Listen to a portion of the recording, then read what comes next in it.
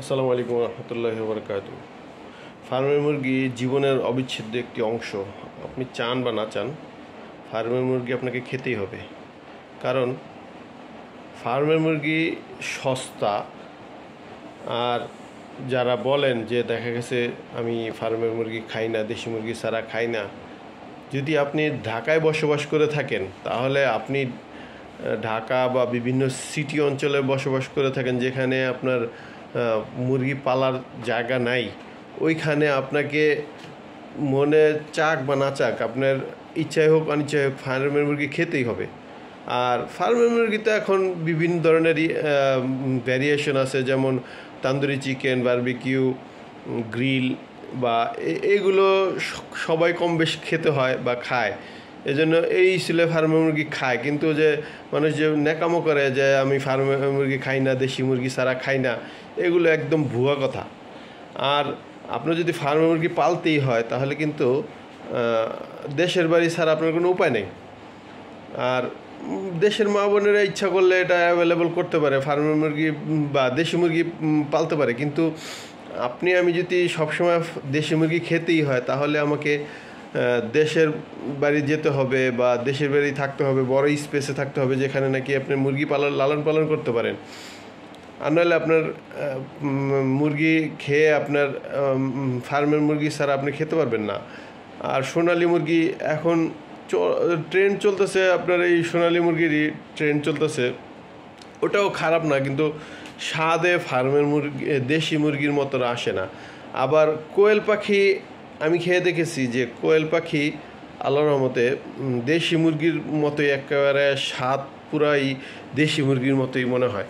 কিন্তু ফার্মের মুরগি এটা মনে করেন এলো খেতেই হয়।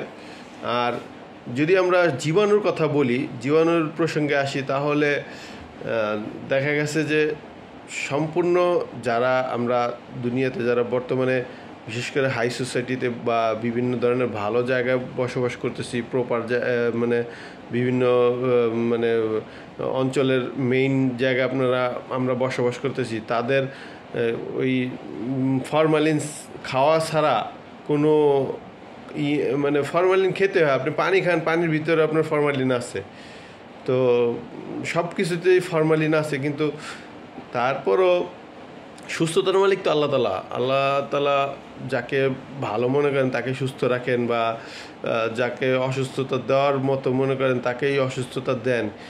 কিন্তু সবসময় আমরা ভালো মন্দ যাই খাই না কেন, যদি বাধ্য হয়ে খাই তাহলে আল্লাহর উপর ভরসা করে খাওয়ার জন্য চেষ্টা করব ইনশাল্লাহ। আর সবসময় এটা করলে কি হবে, আর খাওয়ার একটি দোয়া আছে যে বিসমিল্লাহি ওয়া আলা বারাকাতিল্লাহ, হে আল্লাহ আমাদের খাবারের ভিতরে আপনি বরকত দান করেন। অতএব আল্লাহ তালাই ভালো জানেন যে কোনটা খেলে আল্লাহ তালা আমাদেরকে কিভাবে সুস্থ রাখবেন, এটা আল্লাহ তালা ভালোই জানেন। কিন্তু আল্লাহর উপর ভরসা করে খেতে হবে। তো আপনাদের যদি কোনো মতামত থেকে থাকে এই বিষয়ে, আমি ছোট মানুষ, আমার বুদ্ধির জ্ঞান থেকে আমি বলছি। আর মতামত থেকে থাকলে কমেন্টস বক্সে মতামত দিবেন। আর যদি ভালো ধরনের এই ধরনের তথ্যবহুল ভিডিও পেতে চান তাহলে সাবস্ক্রাইব করে বেল আইকনে প্রেস করে আমাদের পাশে থাকুন। ভিডিওটি ভালো লাগলে লাইক করুন। জাযাকাল্লাহু খায়রান। আল্লাহ তাআলা আমাদেরকে সুস্থতার সহিত চলাফেরা করার তৌফিক দান করেন। আমিন।